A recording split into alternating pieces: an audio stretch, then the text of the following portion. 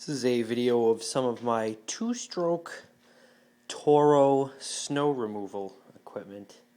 Some of you have asked to see some of it. A few of these pieces are rare or unique. You don't see them very often. Some of them are older. Some of them are just not produced for very long periods of time. But I'm a big fan of the two-stroke stuff for snow removal. I think it's, lightweight and simplicity is perfect for the task. Runs good under the sort of high load, high constant RPM demands of snow removal. So the first one here is Toro Power Shovel. These are super rare. This is a gas-powered power shovel. The electric versions are very popular. I don't know why they stopped making the gas version. They made it from 84 to 86. This one does not have the wheel kit, which is an even rarer option. A friend of mine actually has one of these. He bought it at my recommendation. They're extremely hard to find, and it has the wheel kit. And after seeing it work, I was pretty amazed. So I went and picked one up for myself. Not that they're easy to pick up. I had to get it from the other side of the country doing a Craigslist search. It cost me about $100. It's 21 cc's, air-cooled gas engine, similar to a weed whacker engine, although the characteristics of it, the power and the sound, remind me more of like a radio-controlled boat or car or plane engine. It seems to have more power than your typical 21 cc engine. Pretty simple. You just got a choke on and off in the front here, ignition on and off. 32 to run. I usually run them at about 50 to 1 anyways. Get your primer up on top here, traditional regular primer, and pull start. I've drained the gas out of these for the season already, but this one, I'm not sure the year on this. Maybe it's an 83, although I don't think they made them in 83. Maybe they did. If they did, it's the first year. No, that's the model number actually. Yeah, I don't know the year. Must be an 84 by the 4 at the digit, but I'm not sure. It's a cool machine, very lightweight. You can pick it up with one hand and move it around. Perfect for snow, basically under 5 inches. This one here is a two-stroke Power Light. It's a 16-inch. It's got a 98 cc Tecumseh on it. The standard, I guess it's similar to the old AH600. I don't know what they call it now, HSK something, but these are pretty popular machines. This is the non-electric start one. Kind of dime a dozen, but they're nice because they're small, very light. I use it for the deck because I can lift it up real easy to get up there, and it works well. It throws snow really far. It's got the curve, the power curve augers. Throws it really far straight to the sides. It's okay, but for the width, it's got a lot of power. This same motor in this one is actually in this guy here, or a variant of it. This is an older one. This is 2.5 horse. I think this one they rate at 3.25, but they're basically the exact same thing. This is a 1988 CR20E. I inherited this from my grandfather. This is the first snowblower I ever ran. I love this thing, and this is a beast in wet snow especially, and it's super unique because you look at it from this angle here and you think, oh, it's the same as an S200 or an S620, which is the popular model that Toro had in the early 80s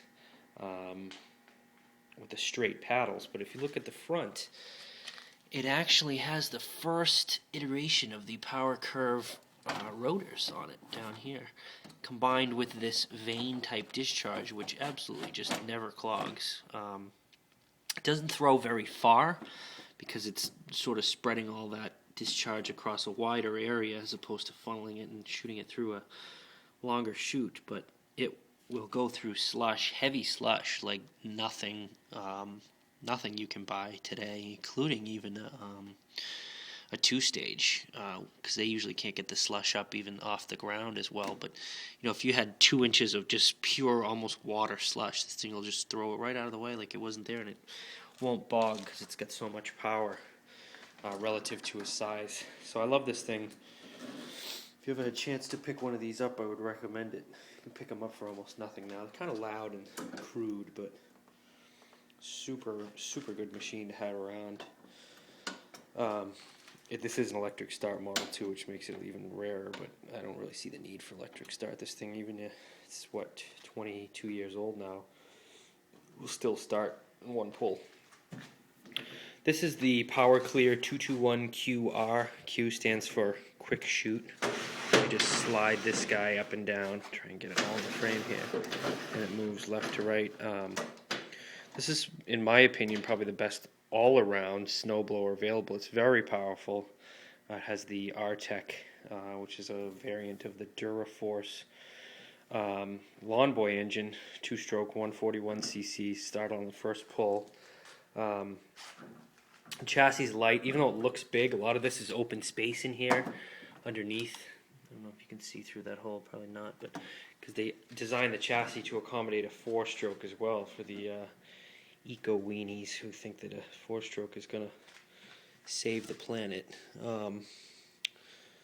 So it's a lot of empty space in there, but it's light. It's very lightweight, and it's got a ton of power. The chute has this sort of zip deflector thing, which is basically just a way of locking the angle as opposed to the friction fit. And it uses the curved augers, the traditional power curve augers that you saw in the Power Light and the CR20. It's an awesome machine.